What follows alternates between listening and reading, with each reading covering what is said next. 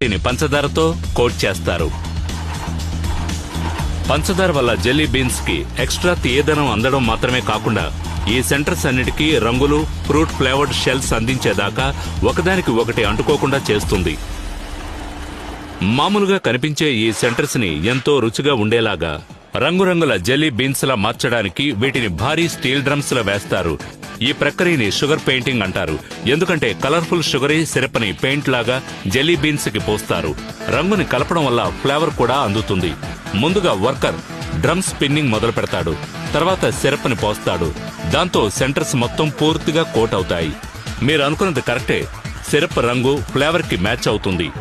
ఈ red jelly beans ఏమో cherry flavour, పసుపు రంగు నిమ్మపండు, పచ్చ రంగు లైమ్ టేస్ట్ లో ఉంటుంది. ఆరెంజ్ ఏమో ఆరెంజ్ ఫ్లేవర్, తెల్లవి కొబ్బరికాయ ఫ్లేవర్. మీకు నచ్చినా నచ్చకపోయినా నల్లవి లికోరేస్ ఫ్లేవర్ ని కలిగి ఉంటాయి. మొత్తం సెంటర్స్ అన్నిటినీ సిరప్ లో ముంచిన తర్వాత ఒక్కో డ్రమ్ లోనూ ఒక స్కూప్ పంచదార వేస్తారు. ఇది కలర్ఫుల్ క్యాండీ షెల్ గట్టిపడడానికి సాయపడుతుంది. మొత్తం 3 లేయర్ల సిరప్ ఇంకా పంచదార జెల్లీ బీన్స్ కి చేరుకునేదాకా ఈ ప్రక్రియ మళ్లీ కొనసాగుతుంది.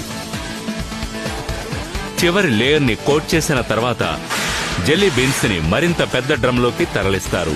వాటిని ఫుడ్ గ్రేడ్ షెల్లాక్ తో టాస్ చేసి